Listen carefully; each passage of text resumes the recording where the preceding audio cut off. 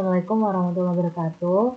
Nama saya Bilma Putri Naulia, NIM 0010 dari kelas statistik 2A. Oke, di sini saya akan menjelaskan tentang tutorial untuk memakai Smart PLS ya teman-teman. Di sini saya memakai Smart PLS 3. Yang pertama kita klik proyek baru dulu. Oke, kita namain nih. Ini luas ya.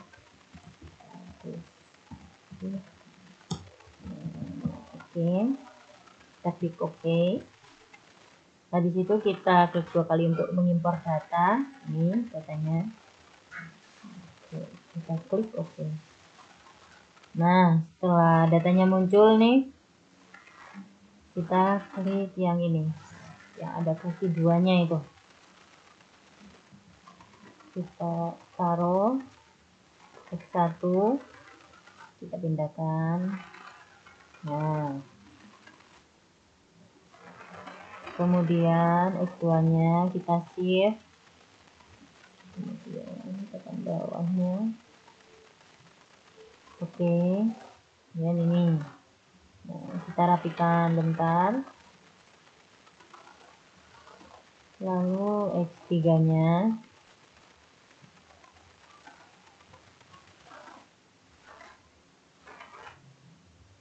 Oh, bentar, kesalahan. Oke.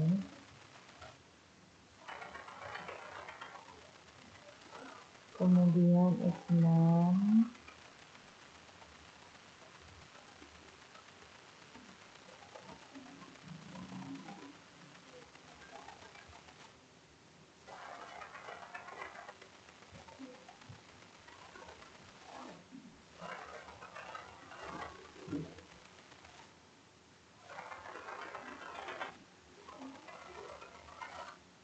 Kemudian X4-nya.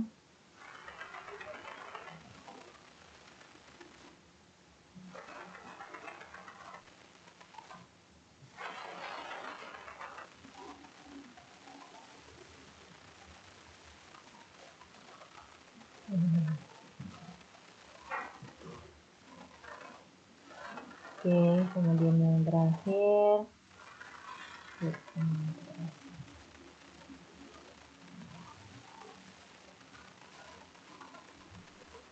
Ini bentar. Oke, udah.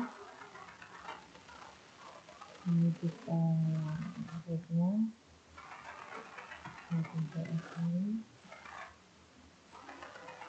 Ditaruh sini. Kemudian ini dari 1 sampai 6. Nah, kita taruh sini. Kopiin dikit. Oke, kita ubah biar lebih rapi. Kita ganti namanya ya teman-teman, sesuai yang ada di datanya. Yang pertama ini,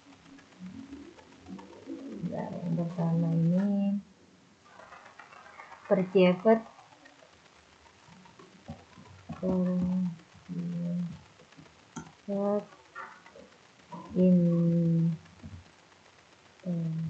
interactivity.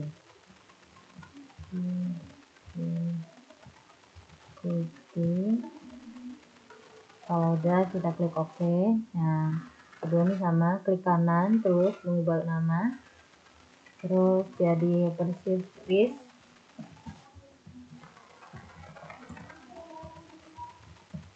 Oke, kemudian di OK. Jadinya 103 ini visual APL ya.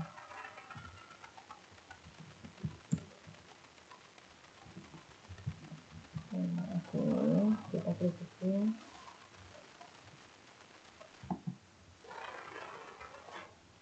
Yang keempat ini certification.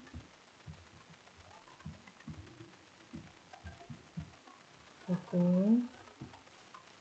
Yang kelima subjective norm, ini moderasinya ya, atau NO.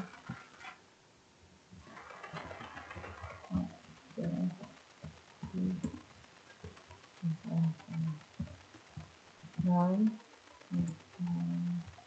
NO. Oke, ini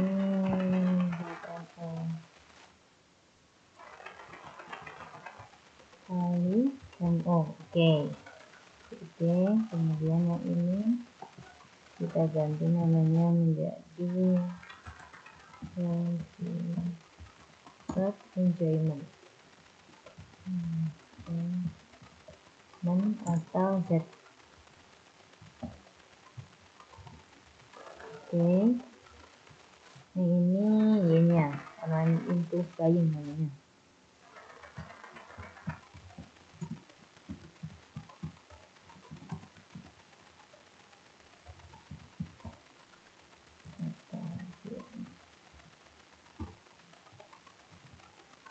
Oke.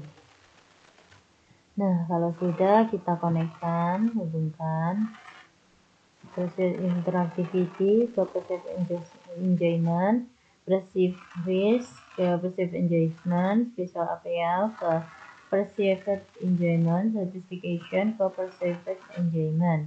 Kalau sudah perceived enjoyment ini kita hubungkan ke Y-nya, online impulse buying. Nah, ini semuanya variabel kita hubungkan ke Y-nya. Oke. Ini juga.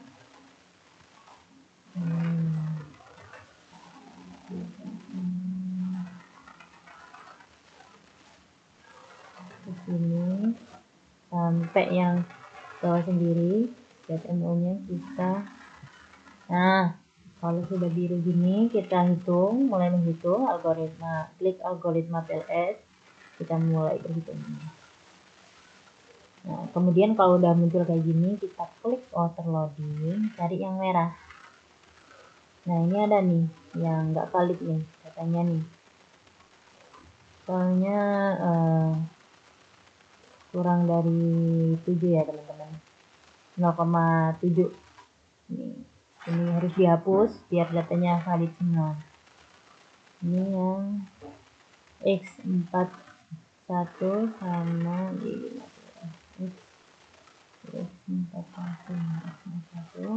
Oh, ini kita lihat dulu ya. Udah klik kanan, nah hapus. X41 sama yang ini Y15 ini kita hapus.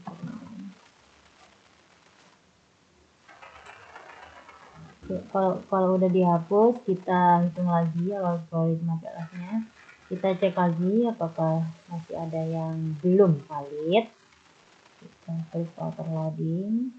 Kita cek lagi. Nah, kalau udah hijau gini, kita klik, kita cek yang validitas dan reliabilitas konstruk.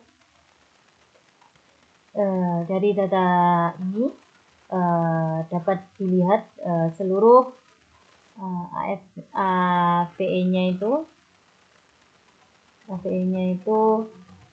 nilainya lebih dari 0,6 ya teman-teman.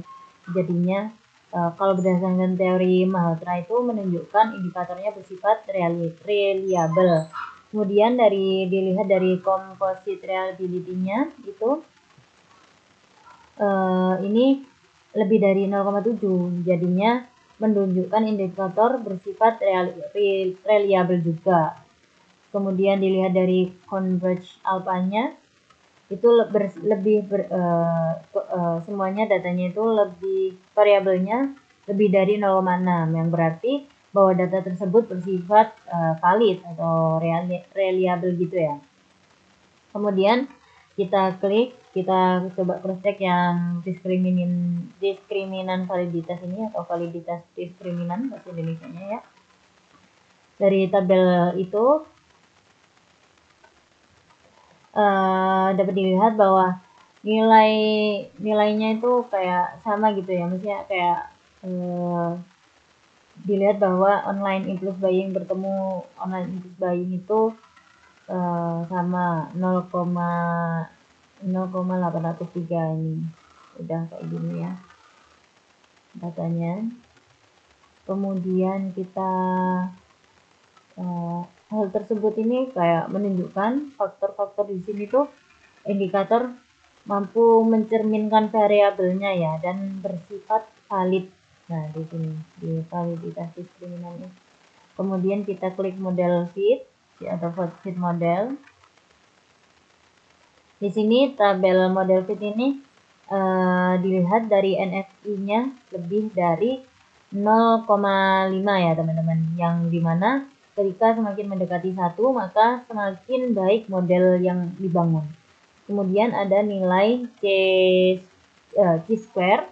Nah, nih C-square ini lebih dari 100 dan kita lihat dari SRMR-nya yang bernilai kurang dari 0,10 atau 0,8 yang semuanya menunjukkan bahwa model ini tuh adalah fit atau dianggap diterima. Oke, kita beralih ke R-square-nya. Nah, R-square-nya nih, dari tabel R-square dapat dilihat bahwa seluruh item indikator mulai dari perceived engagement, perceived interactivity, perceived risk, satisfaction, subject norm, dan visual appeal itu memiliki pengaruh sebesar 48,2% terhadap online impulse buying-nya. Sedangkan sisanya itu sebesar 51,8% yang dipengaruhi oleh faktor di luar variabel. Kemudian kita kembali lagi ke sini. Lalu menghitung lagi, kita lihat bootstrapping-nya untuk apa ya, melihat hipotesisnya ya teman-teman.